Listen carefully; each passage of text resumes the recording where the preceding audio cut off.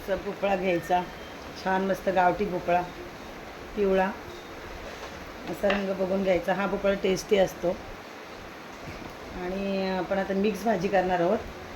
भोपळा, पडवळ, याला लाल भोपळा म्हणतात, काही लोक डांगर पण बोलतात त्याला.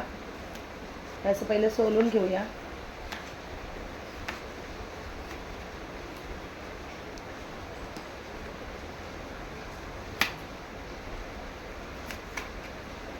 साल काढून घ्यायची अशी पूर्ण.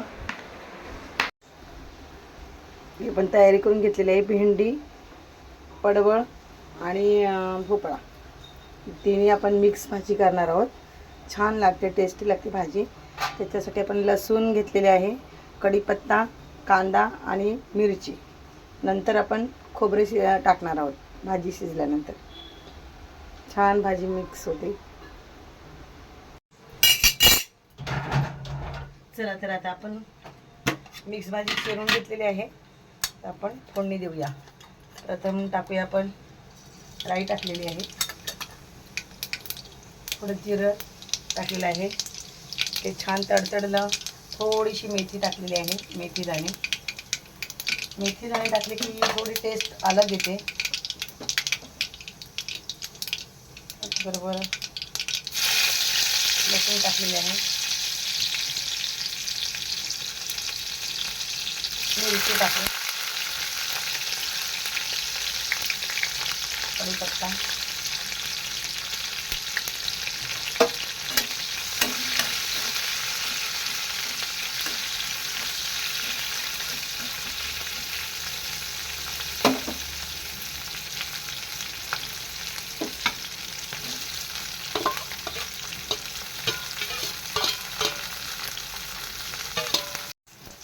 कांदा आपला नरम झालेला आहे, मस्त पोळून झालेला आहे, मस्त खमंग सुटलेला आहे. तर आपण पहिलं हळद टाकूया.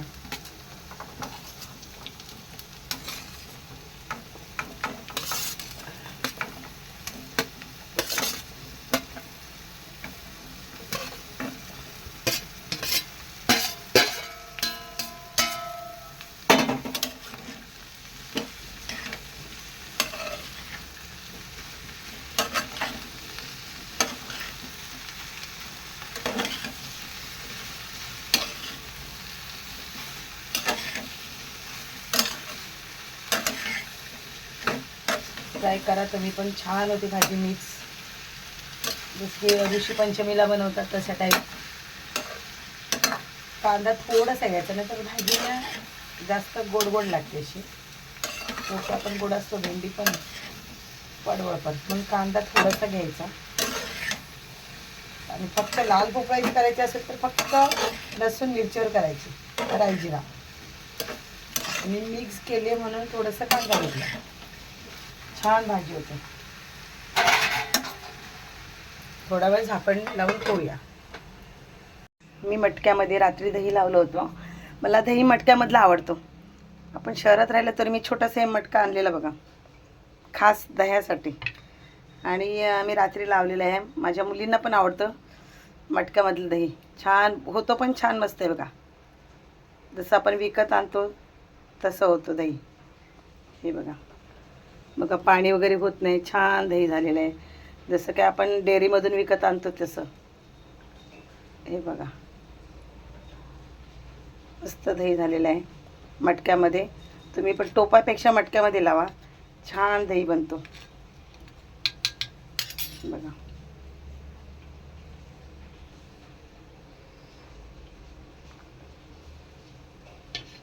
आणि टेस्टी पण, एक सुगंध येतो त्याच्यातला मातीचा, मटक्याच्या. मस्त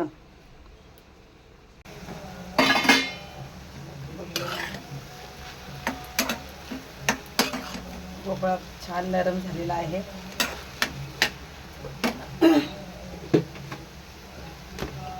खोबरं टाकून घेऊया.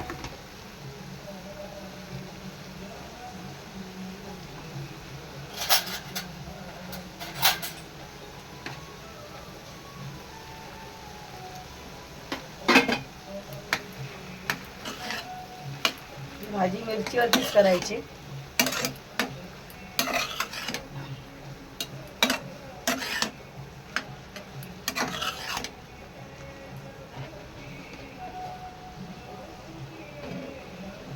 कमी वाटलं.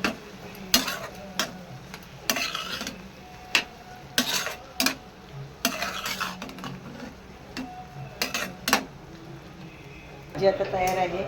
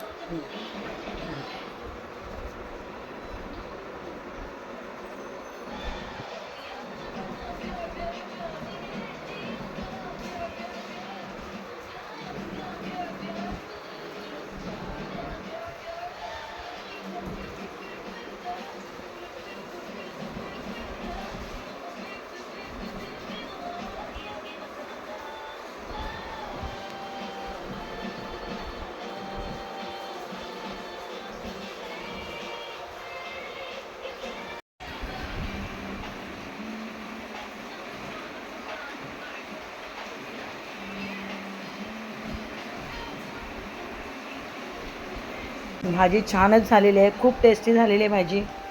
बघा तुम्ही सुद्धा ट्राय करा एकदा. छान झाली भाजी अगदी.